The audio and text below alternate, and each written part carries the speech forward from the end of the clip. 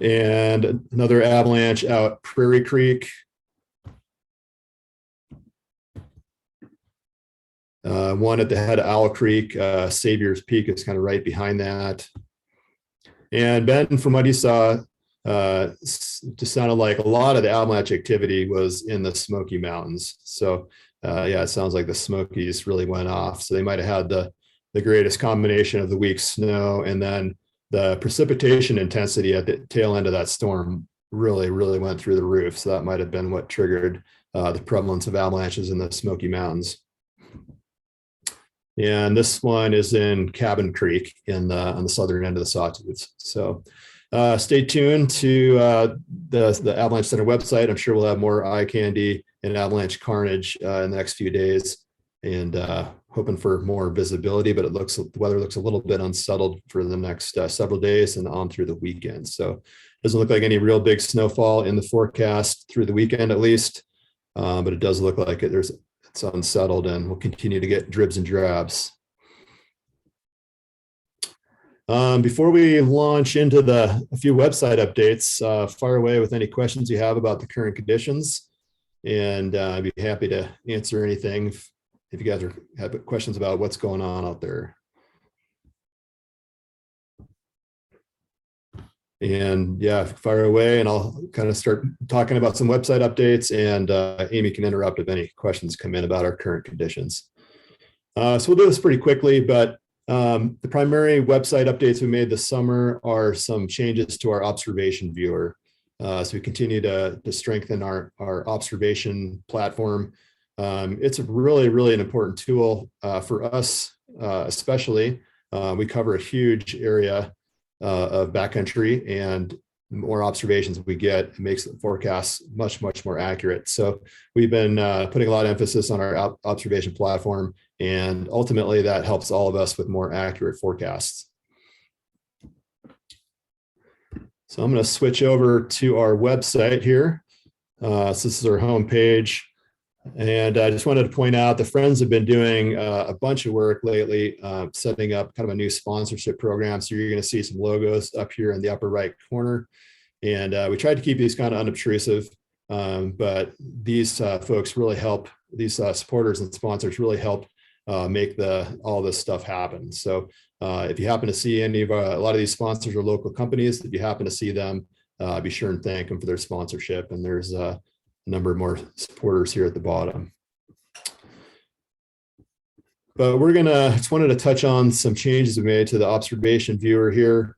So we've done a little bit of a reorganization. You'll see 3 tabs, and these 3 tabs correspond to the 3 different types of observations that we report. We have the field reports, which are sort of just the text observations that the public can submit, that Sawtooth Avalanche Center forecasters submit every day, as well as a lot of the local professionals. And then we have Avalanche Occurrences. So these are avalanches that either us as the forecasters see, or that other folks report to us, and we enter those into a database. And then finally, we have all our photos and videos. So then under the Field Reports tab and the Avalanches tab, there's 3 different views. We have the pretty traditional list view. And new this winter is a visual view. So we have some plots and graphs, and these will be particularly interesting with the avalanche occurrences, and I'll show you those in a second. And then you can see them plotted on a map as well. So however you like to look at that information, hopefully we're providing it in some way that is meaningful for you. And the other big change is we totally redid the filtering section. So the filters we had on the observation viewer the last couple of years really weren't being used much, and that's fine. You don't need to use them, but we wanted to make them easier for you to use if you do want to use them. So there's a bunch of different things that you can filter here to kind of sort through the information. And let's take a look at the avalanches here. So we only have a few avalanches reported this year. So I'm going to just, for demonstration, go back and look at last year. So we have the list view here, and then the visual view for the avalanches was really pretty interesting. So we have a bar graph here. We can see the number of avalanches per zone, broken down by size, by the trigger, and by the particular weak layer. And then we have these displayed on a location rows. So this shows them with respect to aspect and elevation. So you can see at a glance where most of the avalanches are happening, what aspect and what elevation. And then we have avalanches over time. So this, you can kind of tease out the different avalanche cycles that we had over the course of the winter. And you can filter all these avalanches by date, by the zone in the region, the weak layer, trigger, all kinds of stuff, size, elevation. So a lot of stuff to play around with here. This is definitely an advanced tool. Not all folks are going to look at this and it's going to make perfect sense to them. And we're going to work on some tutorials in the future, but get on there and play around and see what you think. And finally, I just wanted a reminder that last year we launched our trip planner tool. And what this does, if you go to the trip planner, you can click anywhere on the map and it'll give you a one-stop shop for all the information you need for planning your day. So it'll give you the avalanche forecast if you're within one of our zones, the bottom line, and it'll show any observations and weather stations and avalanches within a certain radius. So you can expand this radius, you can shrink it, you can increase the time period. So for instance, if you want to change your location, let's go around Galena Summit. There'll be a lot more information there. And so we have all the field reports, we have weather stations, and we have some avalanches. And then we can see any photos that were submitted, and finally get a National Weather Service point forecast. And you can also view all this information in a list form. That's more helpful. So this gives you all the information that you need for your day. So, with all this information that we're putting out there for you folks, there's certainly the risk of getting information overload. So we're trying to avoid that here. So if you get overwhelmed by looking at all of the stuff in the observation viewer, you can keep it simple, come to our trip planner and be sure that you're not really missing anything that's relevant to your day.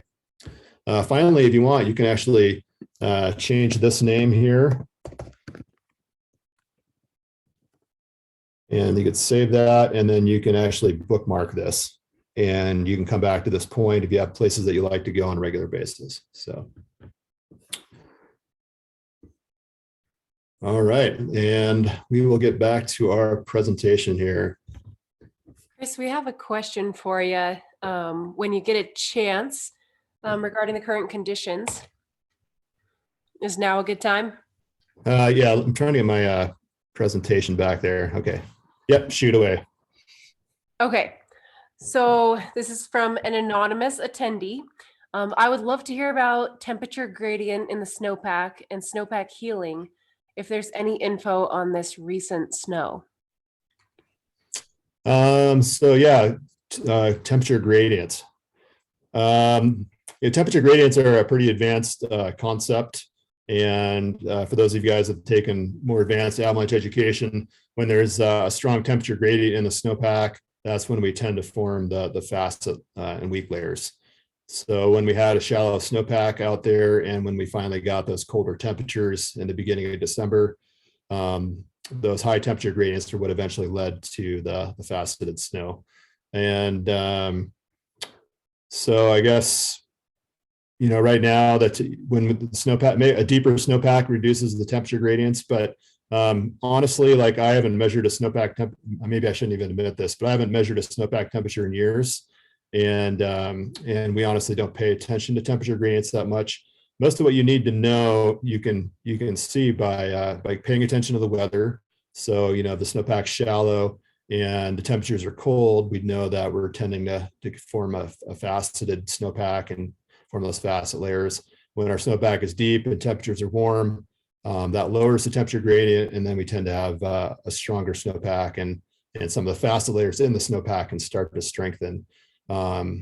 So it's good to pay attention to that, but ultimately we need to get our hands in the snow, and that's where the rubber meets the road, and we can tell what's going on in the snowpack by looking at those facet layers and trying to determine if they're gaining strength or not. So hopefully that answers that question. Were there any more, Amy, before we continue on? That looks like the only question right now. I'll let you know if more pop up. Great. Thanks for that question. Appreciate the interaction. And the final thing I'm going to mention before we launch into the main presentation is that the Friends of the Avalanche Center that support our mission and provide the funding for us to do what we do are about to launch their own website.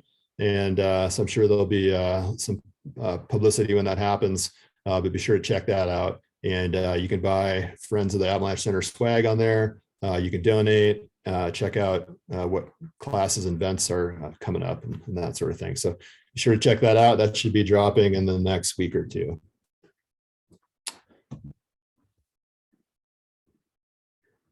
So launching into the main topic for the evening, I'm going to discuss, or this presentation is going to be to answer this question: are we taking too much risk? And if so, why? So I gave this presentation at the Wyoming Snow and Avalanche Workshop at the end of October this year in Jackson Hole, and that's been available on recording. So some of you may have already seen that. So this is going to be a version of that, but really the motivation behind this presentation came from, last year we had a record number of avalanche fatalities. There was 37 avalanche deaths. And that really got a lot of avalanche professionals thinking and discussing, we all take our jobs really seriously. And when we have a record number of fatalities, we start questioning, are we doing things right? Could we be doing things better, and so forth. And I kind of want to take a step back and say that, our previous record was 36 fatalities. So we only, have one more fatality than a couple previous seasons. And we all know how many people were out in the backcountry last year. So overall, I don't think, even though we had a record number of fatalities and, all the avalanche deaths are bad and tragic, last year certainly wasn't as bad as it could have been with the number of people out there and the widespread unstable conditions we had across the West. So, things can always be worse. But we're always interested in trying to make things better. And so it really got me thinking about what was going on last winter. And I started realizing that, we can always improve our forecast products. We can always improve our avalanche education. But really what it comes down to is that, I think we're doing a pretty good job with those. But it seems like people are still taking a lot of risk despite the messaging, the education, and that sort of thing. Going back a slide here, this photo is from an avalanche accident in Utah. There was the Wilson Glade avalanche accident that resulted in 4 avalanche fatalities. And that one really, really struck home for me, because on that day, and it's hard, you don't want to draw broad conclusions from one incident, but on this day, the avalanche danger was high. And these folks were in avalanche terrain, and it just made me feel like, what's going on? What are we missing here? So that was a lot of the impetus behind this presentation. And we often focus on, like, if you've taken a recent avalanche course or just paid attention to a lot of the current avalanche education that's going on and some of the presentations and digging deeper that we're doing, there's a big emphasis on decision making. And I think that's great, but I think a huge driver in why we're still having avalanche accidents, despite all the improvements we've made, is that our attitude towards risk has changed. And, in regards to the sport of backcountry skiing and riding. And I think that, certainly our attitude towards risk as a larger culture is playing a role here. So I also want to preface this by saying that these are sort of opinions and commentary. This isn't based on hard science. It's intended more as a food for thought. And I know, some folks may not necessarily agree with this, and that's fine. My goal is to get people thinking about risk and maybe our attitudes towards risk. And I also want to say we're going to touch on some uncomfortable topics in this presentation. And I think that's okay, but we're going to talk about avalanche fatalities and dying in avalanches. And I think a lot of us that have been doing this for, enough years, I've had friends that have died, certainly known people that have died. So it's an uncomfortable part of our sport, but I think it's an important one that we acknowledge. So why are we taking too much risk? or if we are taking too much risk, why would that be? And here's 4 reasons that I'm going to throw out at you tonight and talk about each of these in turn. Our culture glorifies risk. I think that's a huge part of the equation. Backcountry sports are certainly progressing. Social media undoubtedly is playing a role. And then finally, there's this concept called risk creep that I'd like to touch on. So I think it doesn't come as a surprise to any of us that Western culture tends to glorify risk, and especially American culture seems to glorify risk. People that take risks and succeed, they're rewarded, and we hold them in high esteem in our culture. But when people take risk and fail, we are pretty quick to criticize them. And I have come to call this the hero-zero conundrum. The idea being that if you take a risk and you succeed, you're a hero. But if you take that same risk and fail, you end up being a zero. And I think this is a really, really huge kind of, what's the word I'm looking for? Sort of just a conundrum with our attitudes towards risk. And there's some conflict there. I think a great example, and a lot of us are kind of into adventure sports. A great example is Alex Honnold's free solo of El Cap. He did a pretty daring feat, and he succeeded and ended up a hero. He became pretty famous even in mainstream America. People that don't know anything about rock climbing have heard of his free solo, and there was a movie made about it that a lot of that a broad cross section of the U.S. saw. And think about what would happen if he would have failed, though, if he would have fallen. And I think there would have been a backlash against this whole thing. I think there might have been some restrictions placed on free soloing potentially, but certainly a lot of people would have been a lot more judgmental. So I think that's a recent incident kind of illustrating the hero-zero concept. I think another huge thing that's changing our attitudes towards risk and how much risk we're taking is just the progression of backcountry sports. We're out there, there's more and more people out there. They're doing it in different ways. They're doing it on different and better gear. And so it's become a lot easier for people to get into steeper terrain. And in addition to that, there's also this concept that we stand on the shoulders of those that come before us. So every generation of backcountry skiers and riders basically pushes the sport forward just a little bit more. And it's really expanding our idea of what's becoming normal in the backcountry. A lot of these things you see in these pictures 10 years ago would have been much less common and would have been more on the fringe of our sport. And 20 years ago, a lot of this stuff would have been nearly unheard of. So this backcountry progression is leading people to look for stuff that's steeper, they go further, they're going faster, they're going deeper. And there's just a general attitude of more. Our backcountry culture has become pretty achievement focused. And I think this has led to more risk. And certainly, without a doubt, social media is playing a role. And I'm only going to touch on this a little bit. Like, we could do an entire presentation on the role that social media is having with people's attitude towards risk and just how it's affecting our backcountry sports. And that's probably would be a great presentation for us to do. But suffice to say that when we're inundated with all these photos, like if you're checking out social media, it's inundated with all these photos of people having the time of their lives in a risky backcountry environment. And it makes you want to go do it. It gets you excited. There's the whole FOMO thing, like, oh, these guys are having a great time. I need to get out there and do the same thing. And I think it can play pretty subtle roles with our own motivations for the backcountry. So I think it's really important for us all to, kind of reevaluate our relationship with social media and to try to pay attention to what's really driving our motivations in the backcountry. Are we doing what we really want to be doing? Or are we doing what we think we should be doing or what others think we should be doing?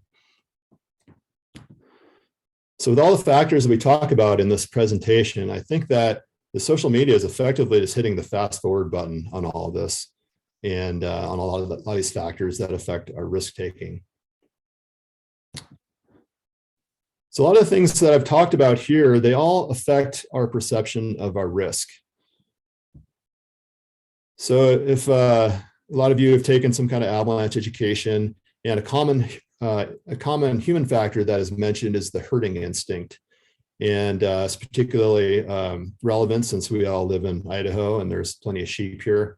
But the idea is that we feel safer when we're doing the same thing that everybody else is doing. So certainly when we're looking at social media and seeing that everybody else is doing this, it makes it feel like it's much safer. And also we can think about the herding instinct over the long term. You know, as more and more people are out there and more people are getting after it in the backcountry, it starts to make it feel like those activities are less risky than they are. So yeah, picture yourself driving 80 miles an hour down the interstate. And, you know, that's maybe not as common for some of us living in central Idaho as other folks living in cities and whatnot. But I'm sure we've all still been there, hurling down the interstate at 80 miles an hour. Pretty common.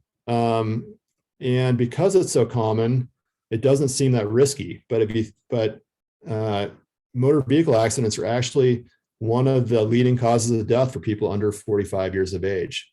So it's an exceedingly dangerous activity. Yeah, we don't really think about it just because it's become so commonplace. Now think about if a caveman got fast forwarded from 20,000 years ago and they took a look at what we were doing, they would think we were absolutely insane. But it's only because we become used to this that our perception of the risk of driving on the interstate or really driving anywhere has changed. So I think that's a good sort of relevant analogy for what's maybe happening in the backcountry. As we do this stuff more and more, we see more and more people do it, it just starts to seem less and less dangerous. And finally, one of the factors with us potentially taking more risk is risk creep. And I've heard of this term a lot, and I had to wanted to start by looking up a definition, and this is what I came up with. It's the insidious and unrecognized increase in risk that occurs despite our every effort to mitigate risk or avoid it altogether. So I really think that makes a lot of sense in our context, and I really believe that this is playing a huge factor in what's going on in the backcountry. As many of you know, I came from, I didn't grow up in Montana, but I went to college there and spent about 11 years living in Bozeman and skiing near Bridger Bowl and skiing in the backcountry around there. And when I was there, the boundaries were closed. And so skiing out of bounds there was much more difficult. And since then, they've opened the boundaries. And right now, this pictures of Saddle Peak, accessible by leaving the Bridger Bowl ski area boundary. And Saddle Peak, whenever we skied Bridger, we always looked at it and it looked just incredibly awesome. Just nice big line. And in the 10 years that I've skied there, and probably, about 500 or 600 backcountry days, I skied Saddle Peak about a half a dozen times. I think I've recalled. It was just a big deal for us to go do that. I mean, one, it was harder to get to, but it just seemed big. It seemed intimidating. There was hardly ever any tracks on it. And it just was one of those things you waited for the right, time when the snowpack was bomber, and then you went and did it. And, fast forward to, this was 10 years ago or 11 years ago, when some skiers triggered a massive avalanche on Saddle Peak. And just look at all these tracks. It just really brought home to me that I think we, over time, the risk creep has led us to do things in the backcountry that we didn't used to think were probably that appropriate under a lot of the conditions. So now what? So in all these presentations, we tend to describe the problem, and to some extent, it might lead to a little bit of hopelessness, but it's always important to kind of bring this back and think about what is it we can do to try to make the situation better. And so I'm going to throw out, there's all kinds of stuff we can do. And since we don't want to be here all night, I'm going to throw out kind of 4 different ideas I had for trying to recalibrate our attitude towards risk. both individually, and I think it's especially important to think about this as a backcountry culture. So first of all, let's play the long game. And I kind of touched on this in a presentation, digging deeper I did last year and talking about kind of managing risk. And I think it's important to think about, not just the effects of one bad decision, but thinking about the effects of a lifetime of mediocre decisions.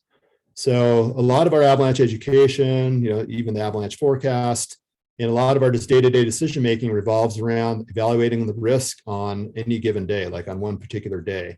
Like the conditions today are X, because of those conditions, we're gonna go do Y, and Z is gonna happen. So we're thinking about that in the short term over the course of one day. And when we look at it, like in just sort of the short term, it doesn't really, the effects of having a bunch of mediocre decisions over your lifetime doesn't really sink home. So I think it's important to think about the long game with all of this. And as part of the digging deeper I did last year, some of you that saw this will remember this. I did a little thought experiment that I think is particularly relevant to this discussion. So a lot of us, if we're standing on top of a run, or we're looking up at a hill we might want to climb on our sled or ride through, and we say, I'm 90% sure this won't slide.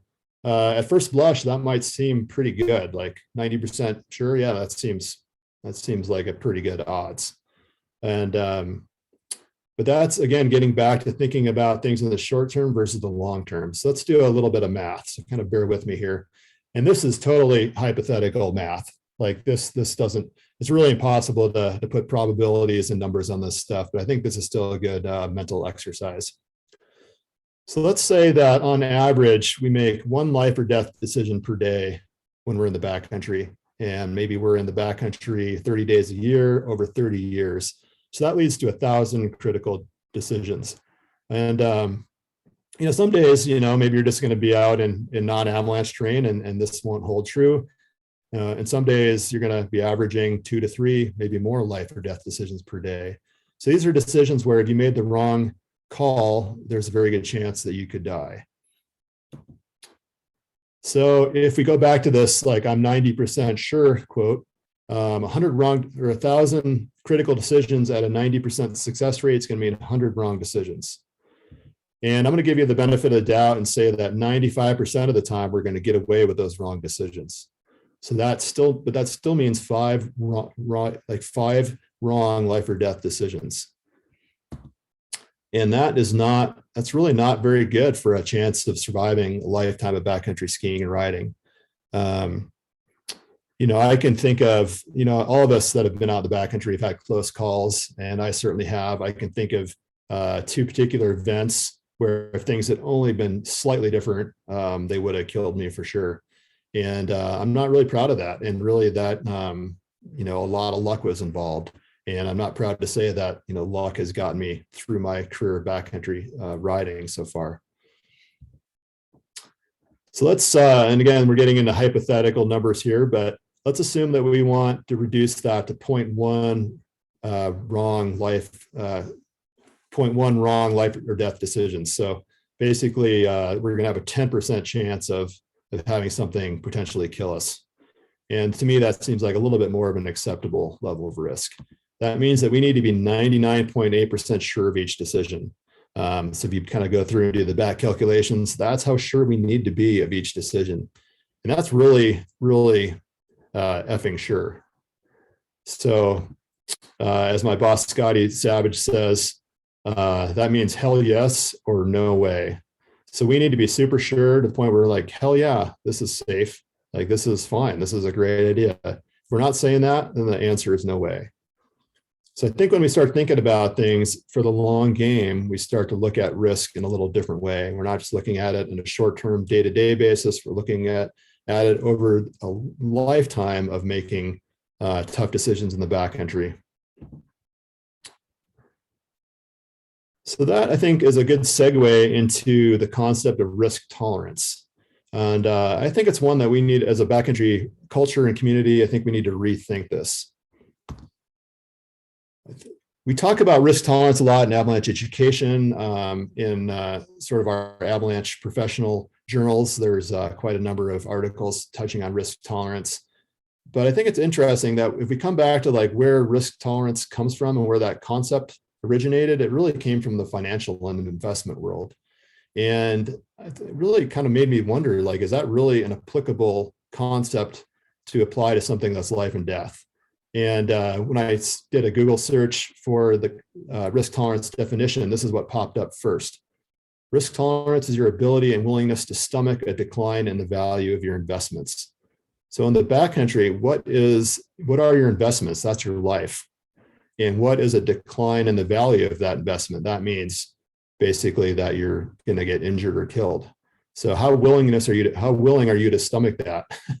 I think thinking about it in those terms kind of puts that concept of risk tolerance into a little bit more context.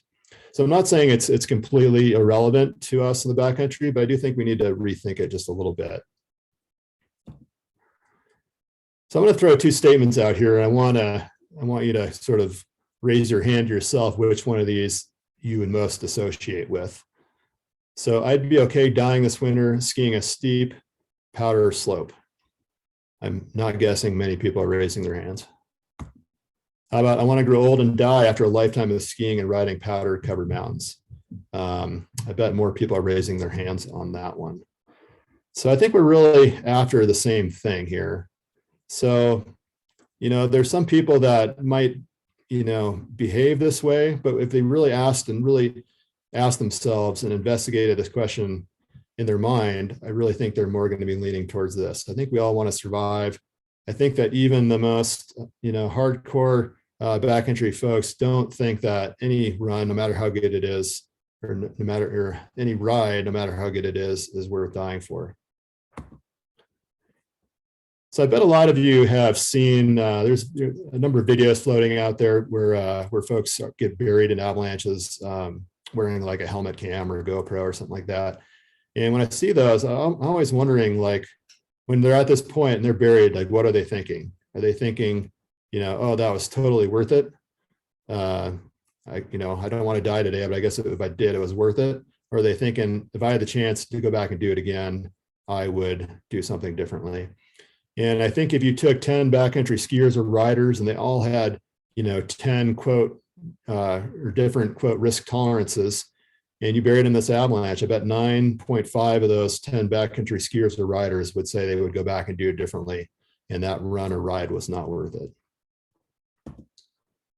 So what I'm getting at here is that the vast majority of us have little interest in losing our investment.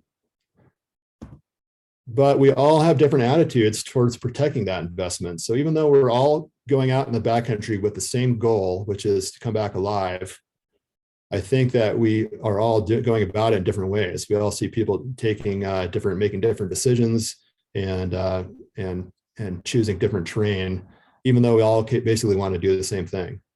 So I think there's kind of a disconnect there. And I think it might come from our attitudes towards risk tolerance.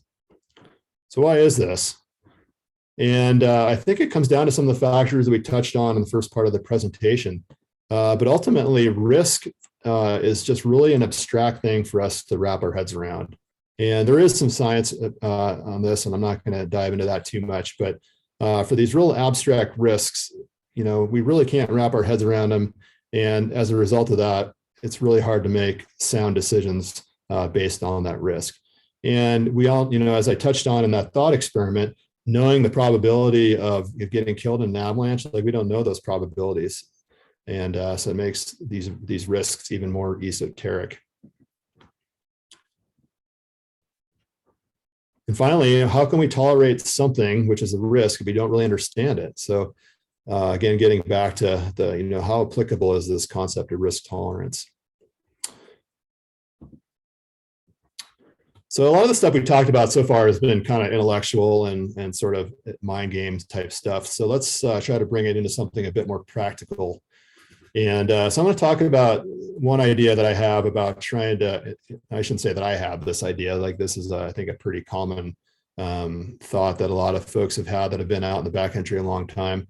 But here's sort of a practical way that we can try to foster a culture of taking a little bit less risk in the backcountry and with the goal of playing the long game and having a lifetime of backcountry skiing and riding.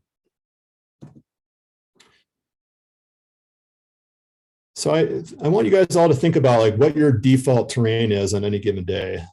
So what I mean by default terrain is like, what's the starting point for like your terrain selection? What's the starting point for choosing where to go? I think that a lot of us, our default terrain is consequential avalanche terrain. Like that's where we want to go. That's where we're going to go unless we can prove to ourselves that it's a bad idea. And when we're starting from the point of going to steeper terrain, unless we can prove ourselves or convince ourselves not to, where I think we're setting ourselves up to be taking more risk than we might really realize. We've talked a lot about uncertainty. It's become a buzzword in the avalanche field. We talk about it in the forecast. We talk about it in avalanche education. And uncertainty just gets at this idea that we just never know. We can never know with perfect knowledge what's happening in the backcountry. And when we start from the point of choosing steep terrain and trying to convince ourselves not to go there, then if there's uncertainty, then it's just going to make it really hard for us to convince ourselves not to go there. So basically, if we're like in doubt, we're probably just going to stick with our default. Makes it harder for us to step back when we need to. So what I ask is this, like, what if on any given day, our default is not avalanche terrain? So that's our starting point. So like, if you're going to get up and think about where to go in the backcountry for that day, and you're not going to give it, put any thought into it, your default's just going to be to go to non-avalanche terrain. And I mean that here, I mean like true non-avalanche terrain. I think that another part of this whole risk creep is that for a lot of folks, mellow backcountry terrain is still avalanche terrain. And we're starting to think about mellow in terms of our backcountry riding skills, not necessarily in terms of the avalanche problems. So for a lot of us, riding on a 35 or 38 degree slope, like that's pretty mellow. Like the skills have gotten that good, the gear has gotten that good, but 35 or 37 degrees is not mellow from an avalanche perspective. So I'm asking is what if on any given day, our default is not avalanche terrain? So stuff that's less steep than 30 degrees and no steeper terrain overhead. And if conditions are stable and there's not much uncertainty, meaning we're pretty confident that conditions are stable, then we can step out into steeper and more consequential terrain. So basically, if it's not an obvious and easy answer that it's okay to go bigger, then we fall back to our default terrain, which is not avalanche terrain. So at this point, we're starting from a place that is going to keep us safe, and we're only stepping out into potentially dangerous terrain if we're really sure that that's a good thing to do.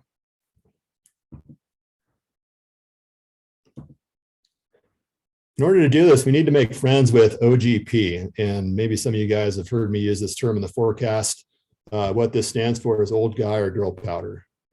And the point here is that the key to playing a long game and to survive a lifetime of riding in the backcountry is having patience. And in order to have patience, it's really helpful to be able to enjoy the mellow days and honestly have fun skiing terrain that is less steep than 30 degrees. For people, some people just really need to be in the steep terrain, and that's not a great recipe for survival in the backcountry. You really need to be able to make friends with that mellow terrain. And certainly with some horsepower, this is a lot easier. It's a lot of fun to ride sleds out in the meadows and ride through trees. It can be a little bit harder on skis sometimes, like the last few days have been great examples. You're fighting to get down slopes that were safe enough to be on.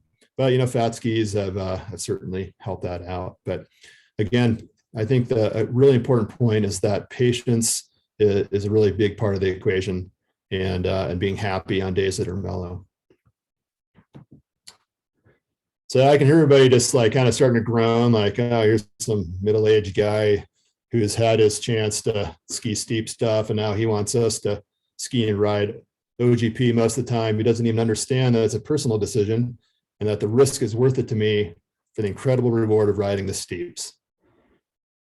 So yeah, I hear where you're coming from. But yeah, let me just kind of close by making a point here about risk taking.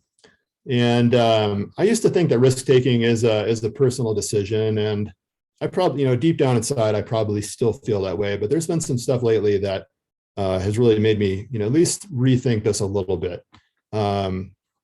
Backcountry recreation is inherently selfish, and I think that's okay. I don't think there's anything necessarily wrong with that.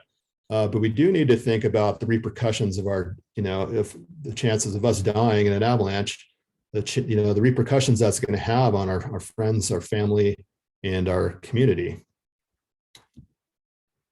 I think that, even some of the most, lone wolf and hardcore skiers and riders out there, who maybe they would even answer to that earlier question that they would be okay dying in an avalanche, that it would be worth it to them. But they all have family and friends and communities that are going to be devastated if something happens to them.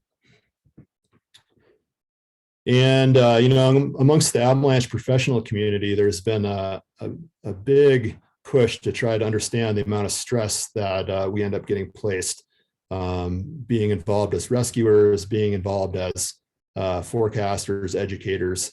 So I mean, think about the stuff that goes through the mind of the people that dig people out of avalanches. Think about the person that taught your avalanche course, how they're going to feel if something happens to you. Think about how us forecasters feel when people have accidents on days we wrote the forecast. And I can tell you from personal experience that that's a huge impact on all of us. So coming back kind of full circle back to some of the motivation for doing this presentation, when we had all the record fatalities last year, there's a professional publication that a lot of us professionals subscribe to called the Avalanche Review.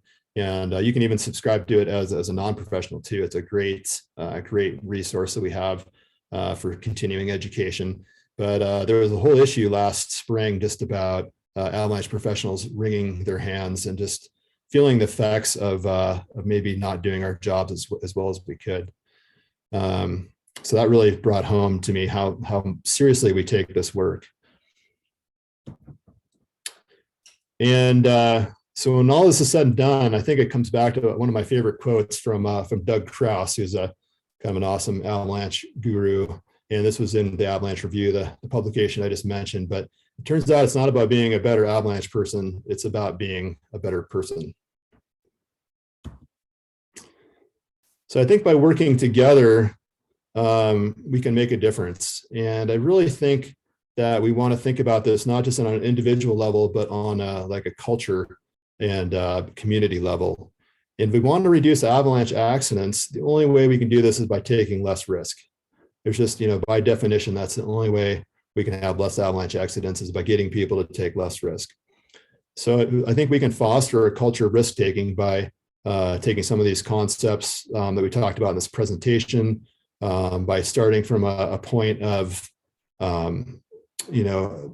non-avalanche terrain as being our default, by kind of re-examining and thinking about our social media use and all of that. And certainly it's an uphill battle. We have the larger issues of the American culture glorifying risk. It's going to be pretty hard to put that aside, but I do believe it's possible. And, in order to make a difference on a community and culture level, I think we all need to lead by example. So with that, I'll wrap it up. And my plea is make Mellow great again. And happy to open this up to any thoughts or questions you guys have.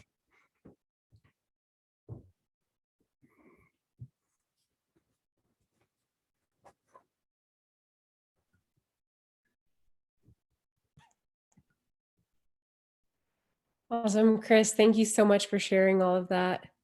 It's definitely some deep thoughts to ponder. My goal.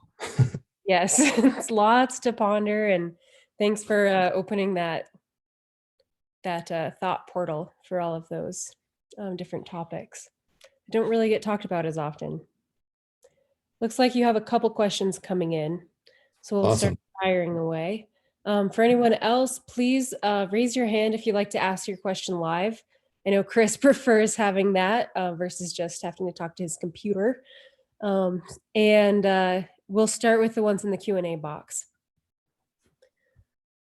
Okay, let's see. Lots of this was great comments. And then one question. Chris, I'd like to hear in your words what it takes for you to approach a slope that's steep enough to slide, then decide to ski it. I think I've heard you say that your risk tolerance has become less tolerant over your years in this line of work.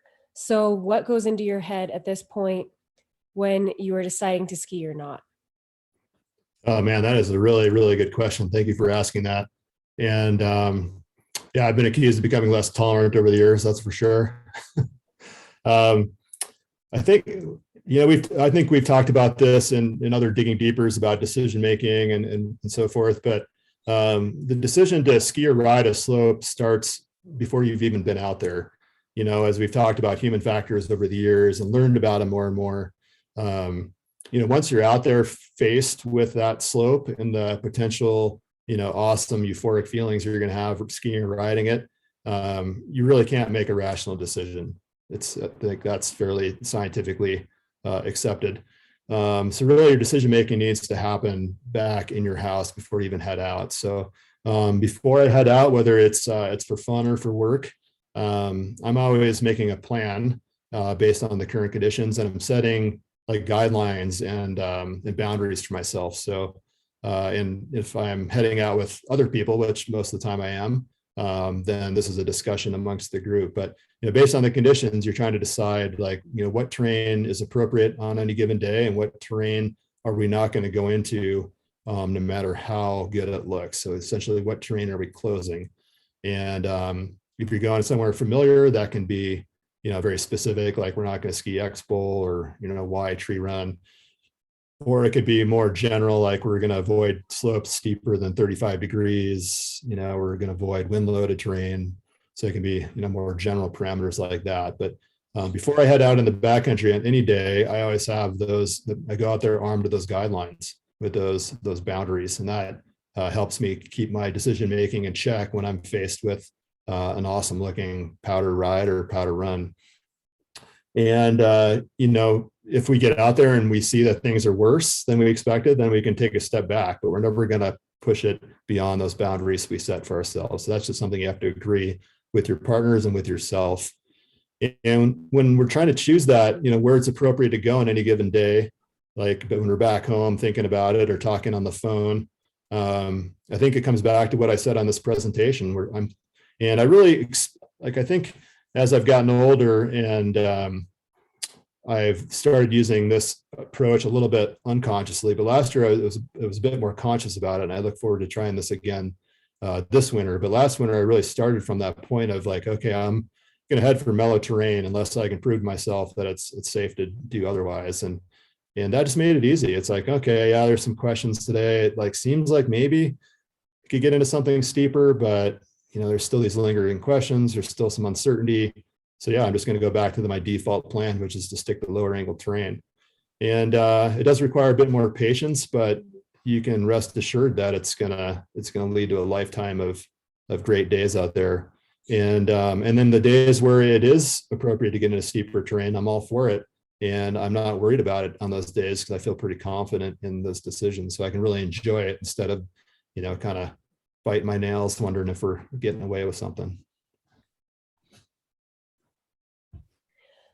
Okay, Chris. So have you had a situation when you've been in the backcountry with a group and everyone in the group feels like they want to ski a certain slope, but you feel like it's beyond your risk tolerance? How have you handled a situation like that? And if you haven't been in that situation, how would you handle it? Ooh, another really good question. I'm gonna sidetrack here for a moment and just talk about like the last question brought this up, and I think I've alluded to it that my risk tolerance as I've gotten older has changed and decreased, and I think that's a very common thing. And I don't think it's because I'm getting older and washed up. At least I don't like to think that. But as I've thought about why my risk tolerance has decreased, it's because I've become more aware of just how real the risks are. I think early on in my backcountry career, I just really didn't understand. Like I was talking about in the presentation, risk is such an abstract thing. I just didn't get it. I didn't understand it. Like, yeah, like I knew it could happen, but I didn't think it was going to happen to me. And, I was just thinking about things in the short term. And now that I've been in the backcountry for, 25, 30 years, I've seen a lot of weird stuff. I've seen how unpredictable it can be, and I've been humbled a lot. And it's not that I want to get in steep terrain less. It's just that I think I really understand the risks now. And it's kind of one of those things that you wish that you could really impart upon people that are just embarking or on their backcountry journeys and just getting started in the sport, is really help them understand what those risks are. But I'm not, yeah, it's hard to do. I'm not sure if there's a great way to do that, but I think that's one thing that we could be thinking about as educators and forecasters and mentors to newer backcountry riders and skiers. But getting back to the question, again, like a lot of these questions that come down to like, what would you do in the heat of the moment? There's not a good answer. The answer really needs to start like before that happens. And that's why, communication and having a process with your partners is really, really important. So one thing that I think that you should discuss with your partners before you go out, and just a conversation you should have, is if somebody doesn't want to do something, you need to respect that. And so if somebody says no, then, maybe there's a short discussion, but you're not going to push it. Eventually, if somebody says no, you're going to respect that. And then you're going to, as a group, take that, the mellower option, or basically as a group, you're going to say no. So I think that's a really important thing to have a discussion to have with your partners. If somebody says no, then that means no for the group.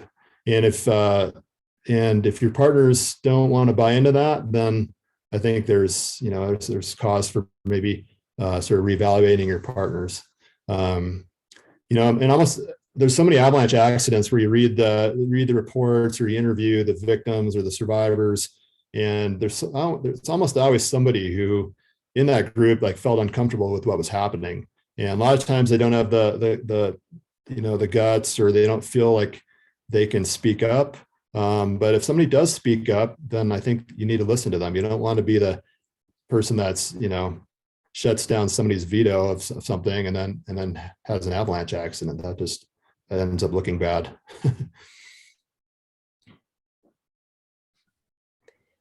Yeah, it sounds like, both sides of the story, where you need to be able to speak up, but also you need to be able to listen to the other people in your group.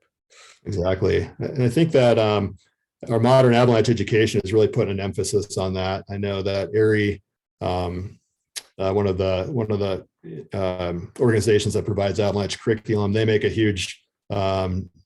a significant deal about the power, the veto power. Anybody has the power to veto a plan, whether it's in the morning when you're thinking about where to go and what to do, whether it's when you're out in the field. And if somebody says no, and you just say okay, then it ends up being a non-issue. It's like something you're not even going to think about. Like, maybe you'll think about it for some that day, probably going to forget about it by the time you get back to the car, and the next day you probably never think about it again. It's like all this stuff seems so important in the moment, but again, if we just think about, like, if you want to do this for our whole life, then that moment doesn't matter as much. Yeah, absolutely. It's the avalanche or the snow assessment is a big skill to start to obtain in understanding the forecast, and also group dynamics is a skill that you have to continue working at your whole life. Yeah, there's, we try to give you guys the best avalanche information that we can, but there's so many more components to putting that into action on any given day. Yeah. Okay, so we have someone with their hand raised, so we're gonna give it a shot, and then we also have a couple of their questions queued up. Great. So Annie and Toria, we're gonna give you a try. I'm gonna unmute you, and hopefully you'll be able to unmute yourself now on your end and ask your question live. Awesome. Can you hear me? Yeah, we can hear you. Awesome. Yep. Well, first up, Chris, thank you so much. That talk was awesome. My question is a real change of gears here, and it's about some nitty-gritty like website details. So I don't know if you want to go back to the other questions that are maybe more on topic, or if you want to talk snow data for a second? No, let's we got you unmuted. Let's roll with it. So I'm just looking at the like snowtail data, and I'm looking at Galena Summit right now, and a lot of those, there's like so much cool data on there, and all the ones that have like change, so change in precip, change in SWE, change in snow height. What is that change relative to? Okay, let me if you give me just a second. I think I can pull this up pretty quickly.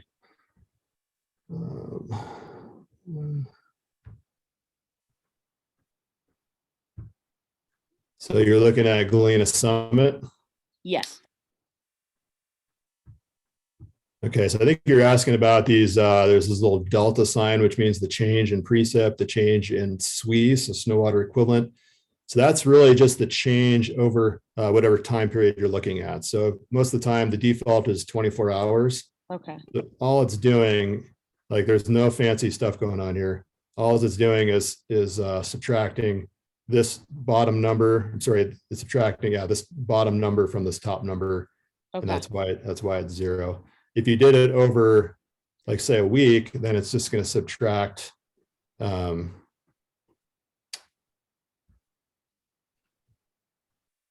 Maybe it's still doing maybe it's still doing it over 24 hours. Okay. Even though, so I guess it's always over 24 hours. Sweet. Awesome. Thank you. Yeah, easy. Cool. Thanks for that question. Oh, we have another hand raised. We might as well keep the ball rolling. Not sure I can pronounce the name. T. Skirani. I will unmute you and you can ask your question.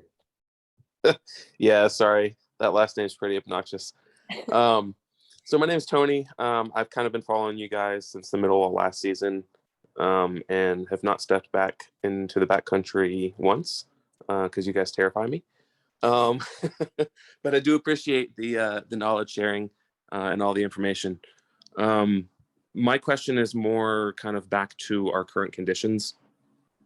You know, we've had a tremendous amount of snow, like 3 feet or more in some areas, that are dumped on top of our 2 faceted layers. So I guess really my question is kind of what's next to be expected. With 3 feet of snow, obviously that's a lot of weight. Do those faceted layers collapse and just avalanche away, or like what's going to happen to those weaker layers? Are they just going to become persistent weak layers throughout the entire season, and we have to worry about them going all the way into February, or like what's expected to happen with this? Great question. So you're really putting the forecast in avalanche forecasting here. But no, that's a really good question. And whenever, we have these bad persistent weak layers almost yearly, and it's a really common question, like what's it going to take to make this go away? And it changes every year. But sort of the pat answer to that is, the best thing that you can do to make a persistent weak layer go away is to just crush it with a big storm after big storm. So right now we're on the right track. We just put a big load of weight on it, and now it's a little bit of a waiting game to see. All these weak layers develop personalities.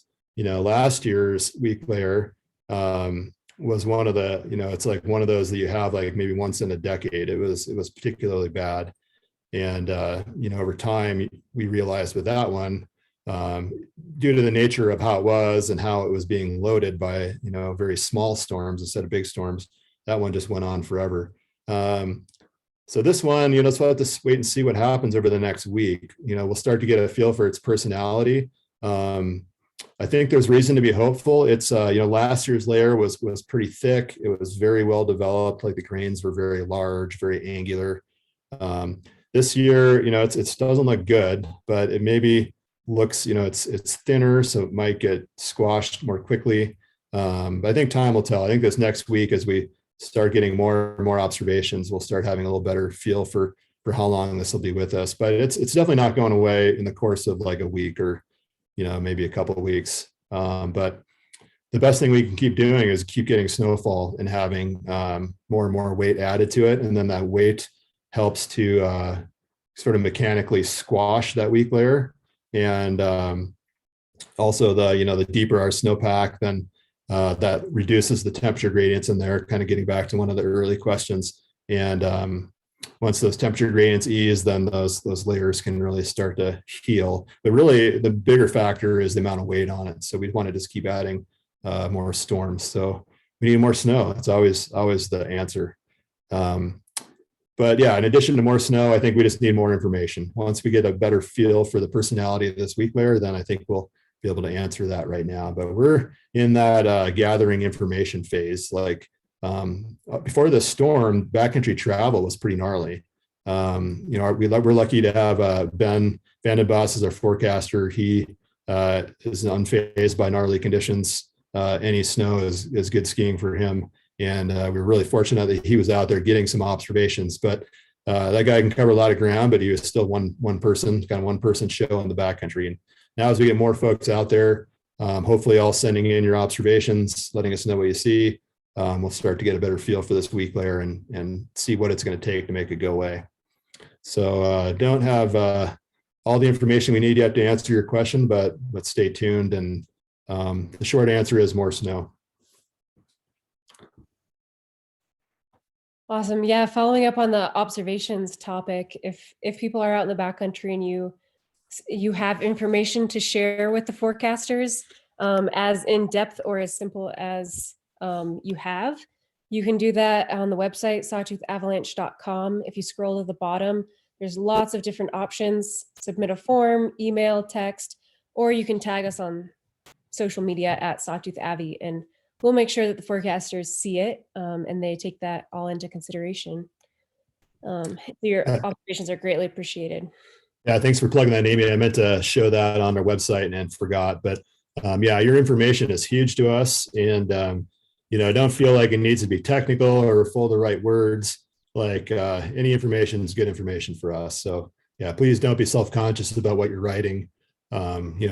Just saying, where you went, what you saw, the kind of terrain you felt comfortable going in, you saw avalanches, you didn't see avalanches, all that information is super helpful. And we're not going to give away your secret spots, so don't worry about that. Awesome. Okay, so we have a few more questions in the Q&A box. If you're up for some more, I can give them to you. Absolutely. All right. First, someone has a question about the Banner Summit Snowtel. If you have any info on that. Yeah, I think I saw that one. They were maybe mentioning that it hasn't reported a depth in a number of days. Mm-hmm.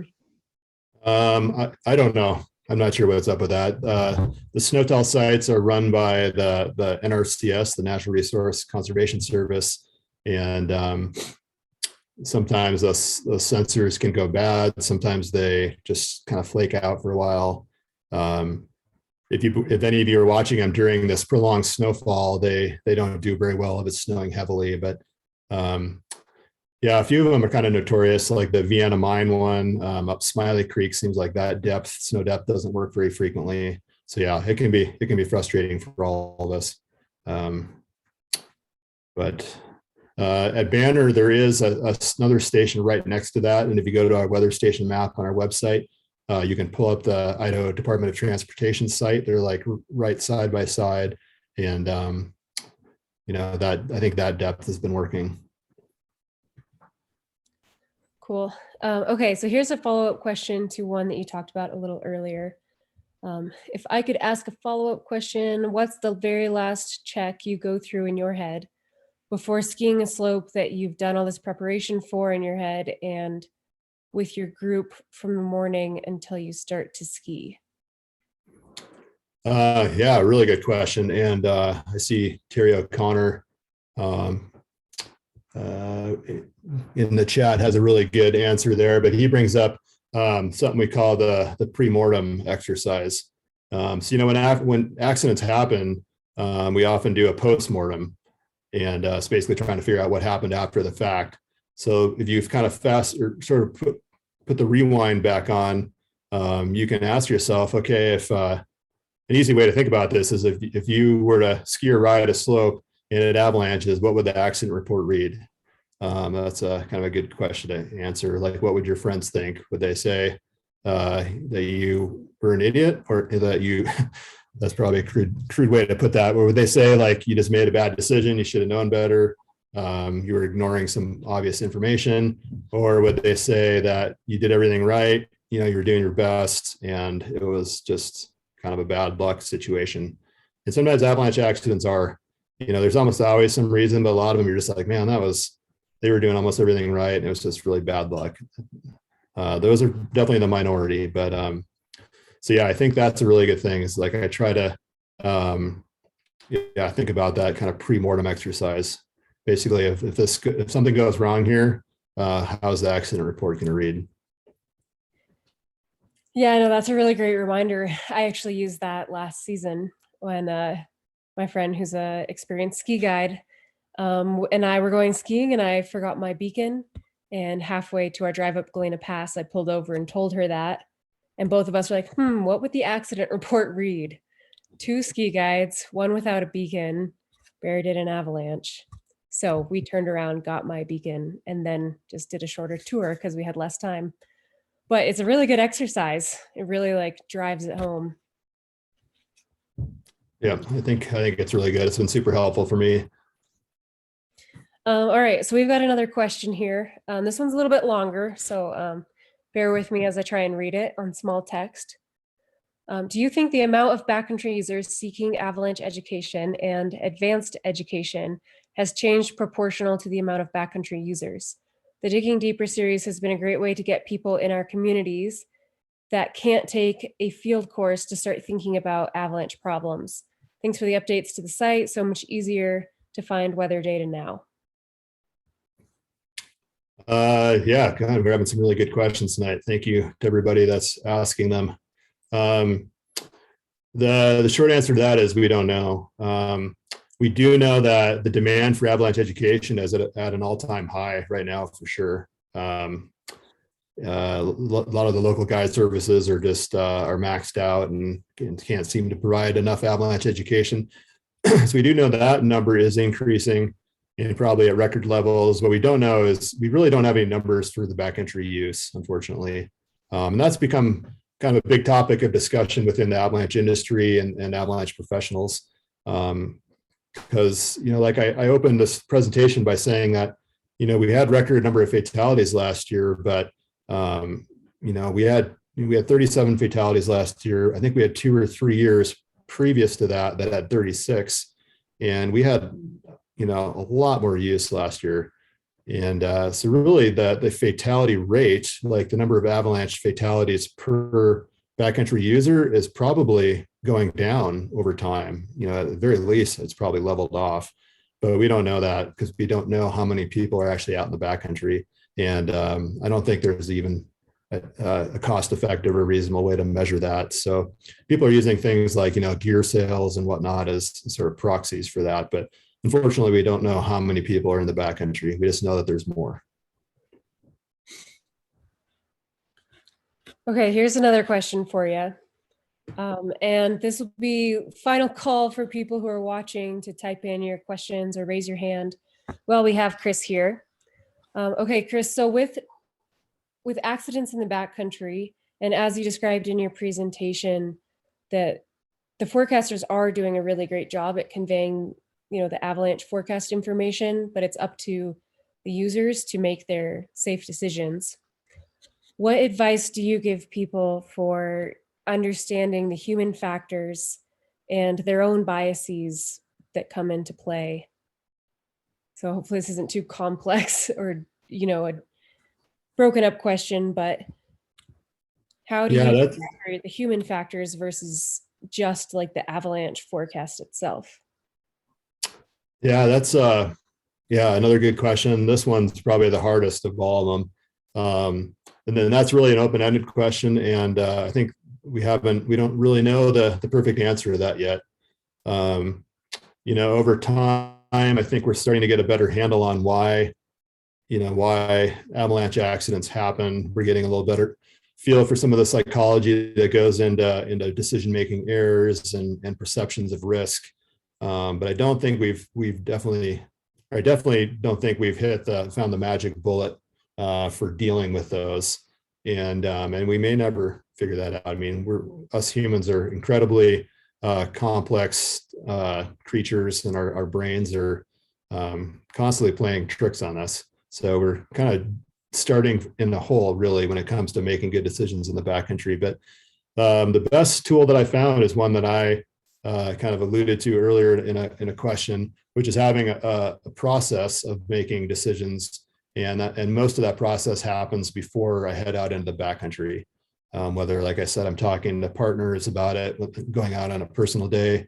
For work, we have a form that we fill out that basically says what we think the conditions are, what terrain is appropriate to go in, and what terrain is closed. And I think that doing that ahead of time before you go out and having some agreement with your partners, I think that's probably the biggest thing that we can do based on our current knowledge of our psychology. So, and I think almost all modern avalanche education really focuses on that now. So if you haven't taken an avalanche course in, say, the last 5 to 10 years, I think it really behooves you to take a refresher and kind of learn about some of the new processes. Our avalanche education, like when I first started teaching avalanche courses in the mid 90s, we would go out and we'd dig a snow pit, and people would say, well, what do you do with that information? And I never really had a great answer. And I'm pretty embarrassed to think back on those days, and like, were we giving people information that was useful and helpful? And I'm really not sure. But I think avalanche education has come a long ways, and it's focused less on snow science and more on the science of human psychology and decision making. So, All right, our last question we have is actually from Ben Vandenbos. oh So- boy. So brace yourself. He's going to ask it live. Hey Chris, great presentation. I really enjoyed that. I'm wondering if the way that you think about risk in day-to-day life, risks that you encounter when you're driving on a slick highway or those sorts of things, are different personally than the way that you think about the risks that you take in the backcountry. Yeah, good question, Ben. And I'm not sure if you're directing that for me to answer that personally or just kind of in general, but maybe I'll touch on both. But it kind of brings me back to if you remember one of those first photos I showed under the current conditions of Scotty in that snow pit when we had the 3 feet of awesome snowpack that was going to form the best base ever. But I remember we were out there, it was him and Ethan and I, and we ended up standing around for probably 20 minutes, maybe 30 minutes talking about some of this stuff, just standing there getting cold, but none of us noticed because it was a pretty interesting conversation. But I remember Scotty saying that, a lot of our attitudes towards risk in different contexts and different aspects of life don't always jive. There's people that are, that are very risk averse when it comes to like money, for instance, but might be risk takers in other aspects of their life, or vice versa.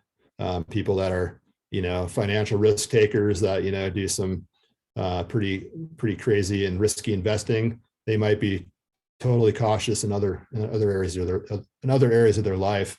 For me personally, I think working in like a field that deals with risk and we end up thinking about it a lot. It definitely has made me think about risk in a lot of different avenues in my life. But I think that most of them have been, risks that could end up leading to, a death. I don't think I've extended a lot of the stuff I've learned about risk into things that, are more, quote, trivial, like, money risk. And, I'm not sure, I can't think of any other examples, but there's other forms of risk in life that don't really lead to catastrophic results. But yeah, I think I'm definitely a pretty cautious driver. I don't know if it makes me a better driver, but I'm pretty scared. So hopefully that answers that the question, Ben. And if you have any other thoughts on that, fire away. No, that's I appreciate that answer. I think that I think you point to a good and interesting point that we often think about risk in different ways in different aspects of our life, and especially with risks that are ones that we take frequently, it's difficult to go through the decision-making process of, is this going to be a safe or an unsafe drive? Are there going to be, what's the likelihood that there are elk crossing the road right now? What's the likelihood that the highway is going to get more or less slippery during my drive? And so we accept those risks because we have to be somewhere. And I think we think about that a lot more in the backcountry, but I think comparing the risks that we take in other aspects of life to the risks that we take in the backcountry is a kind of good way to bring both of those things into focus and help us think about how we travel through what is a fairly dangerous world as soft-bodied animals who are not really built for most of the hazards that we face on a day-to-day basis. Yeah, I think that's a super good point. And it just kind of brings in these things that mess with our perception of risk. I think driving is just such a good example that it's something that is it's accepted by our culture. It's something that we think is necessary. So somehow it justifies the risk, even though a lot of times we don't really need to be going somewhere. Whereas, risk in the backcountry is we consider sort of an optional or a risk we're taking by choice. Really driving is the same thing, but we don't really put them in the same buckets. So. Well, awesome, you guys. Thank you so much for all the questions. That was really some great conversation. Good to know there's some humans out there listening, and hopefully that got your wheels turning. Don't be strangers. Reach out to us. info@sawtoothavalanche.com is an email address. You can reach us. And if we're staring at the computer and an email comes in asking a question about snow and avalanches, we'd probably rather answer that question than whatever else we're doing in front of the computer. So don't be afraid to ask questions, send in observations, let us know what you're seeing, and let us know if you have any ideas what else we can do to help you enjoy the backcountry. So thanks again, and have a great winter. Thank you, Chris. Thanks for such an excellent presentation. Lots of different important thoughts to ponder on. For our next Digging Deeper, we're going to have Scotty Savage on December 29th. That's in 2 weeks on Wednesday at 6:30 p.m. And he is going to moderate a panel from Sun Valley Ski Patrol and Snow Safety about skiing and riding out of bounds. Pretty relevant with these big storms coming in, and if we get lured out of bounds, we want to know how to do it safely and when to go and when not to go. So tune in on December 29th for that. And be sure to follow us on social media at Sawtooth Avi for updates about the avalanche forecast and upcoming events.